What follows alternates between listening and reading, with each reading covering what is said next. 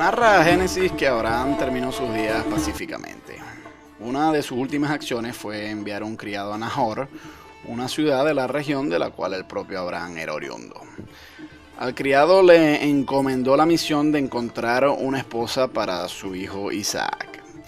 Tras una negociación con el padre de la novia, el criado trajo a Rebeca y ésta se casó con Isaac.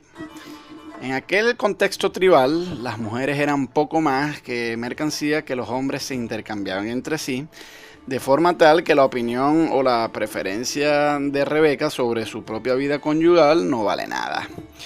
Con demasiada facilidad, los judíos y cristianos reprochan a los musulmanes el tratar a sus esposas como mercancía, pero rara vez se detienen a considerar que los propios patriarcas que ellos tanto valoran hacían cosas muy parecidas. Y además, en la historia es repugnante su xenofobia.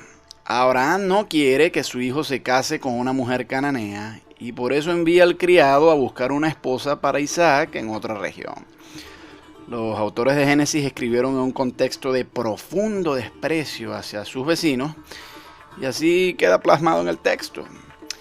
Yo diría que parte del racismo virulento que hoy persiste en el moderno Estado de Israel obedece a esta antigua tradición de desprecio hacia los cananeos y en ocasiones algún rabino fundamentalista de Israel ha considerado a los palestinos descendientes de los cananeos, en vista de lo cual si el padre Abraham prohibió a su hijo casarse con una cananea, pues no es conveniente que un judío hoy se case con una mujer palestina.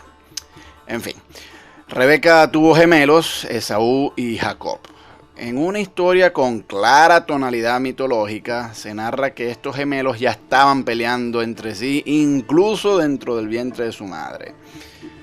Una persona racional no puede creer semejante cuento, pero hay fundamentalistas que asumen que todo ocurrió tal cual se narra. Esaú era el primogénito, favorecido por Isaac. Jacob, en cambio, era favorecido por su madre. Un día, Jacob estaba preparando un guiso y Esaú llegó muy hambriento y le pidió comida.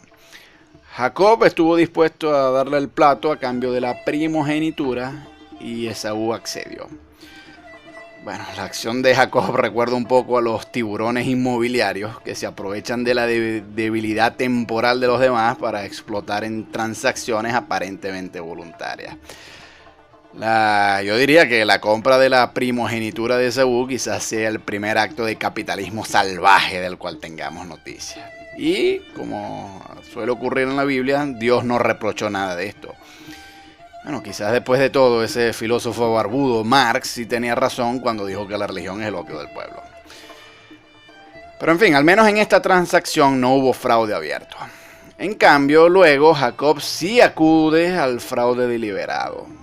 Narra la Biblia que Isaac, ya moribundo, quiere dar su bendición a Esaú.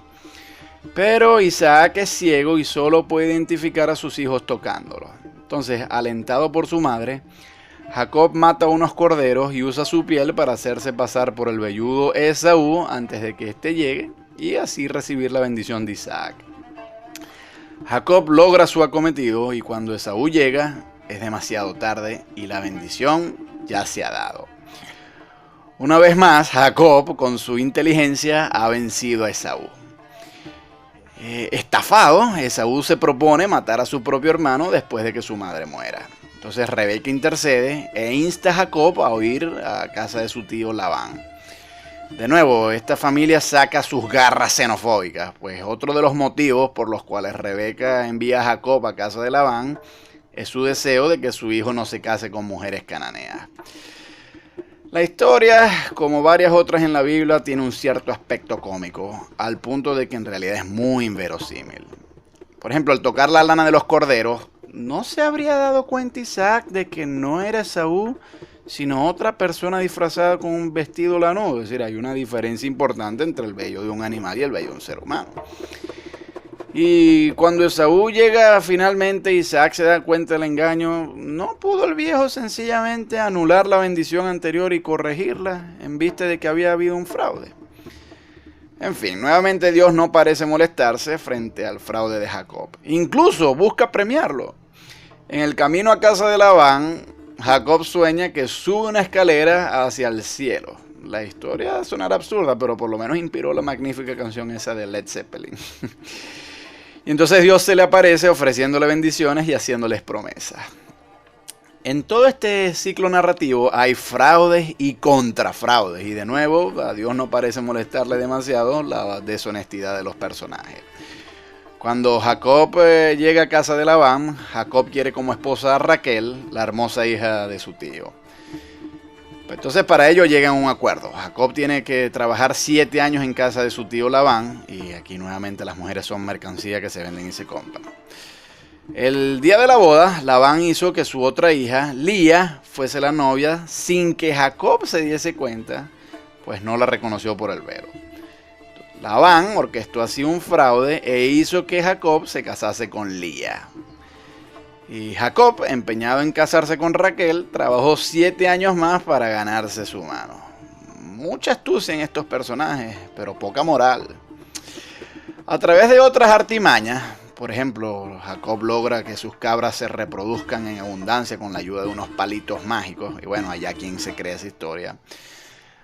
Jacob crece en fortuna y esto genera la envidia de los hijos de Labán.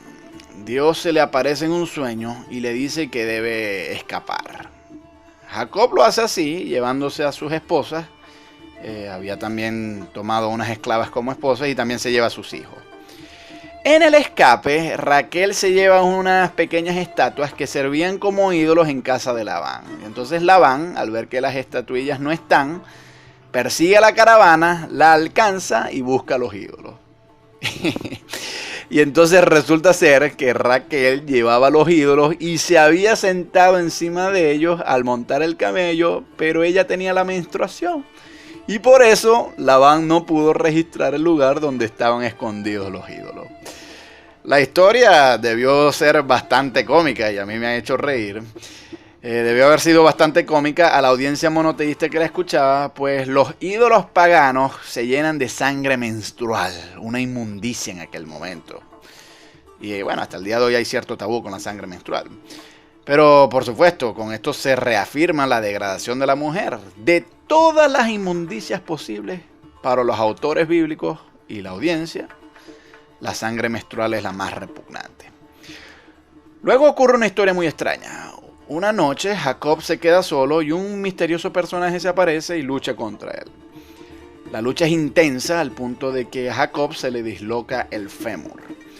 El personaje extraño le pide que lo suelte, pero Jacob dice que no lo hará hasta que lo bendiga, y este extraño finalmente accede a la bendición, diciéndole a Jacob que de ahora en adelante se llamará Israel, que significa el que lucha contra Dios, aunque en realidad esto no se cumple, pues en el resto de la Biblia al personaje se le sigue llamando Jacob.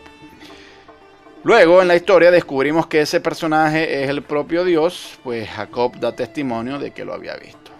Bueno, esta es una de esas historias que generan la expresión en inglés what the fuck, o sea, perplejidad total. ¿Qué diablos ocurrió acá? Dios, el creador del universo, es tan débil como para perder en un combate de lucha contra un mortal. ¿Puede un ser humano ganarse la bendición divina haciendo algunas llaves de judo?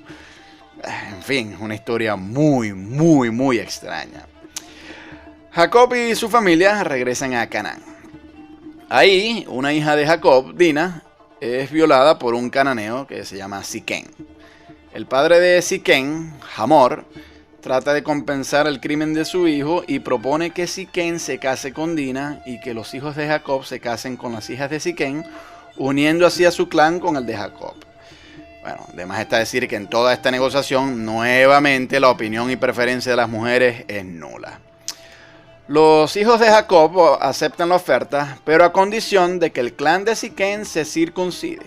Y efectivamente así ocurre. Pero 2 hijos de Jacob, Simeón y Leví, matan a Siquén, a Hamor y a todos los varones del clan. Y para colmo, se llevan el ganado, a las mujeres y a los niños como botín. Ante semejante atrocidad, Jacob se mortifica, no propiamente porque sus hijos se han comportado como auténticos salvajes, sino porque ahora teme una venganza. Pero entonces los hijos le dicen, es que iban a tratar a nuestra hermana como una prostituta. ¡Wow! La historia es una celebración del brutal sentido del honor típico de las regiones mediterráneas. A los varones les importa un comino el bienestar de su propia hermana, pero están dispuestos a cometer atrocidades y violar pactos previos con tal de vengar su honor. Esto parece sacado de una escena del Padrino. Tin, tirinini. Y de nuevo, Dios observa complacientemente sin el menor reproche.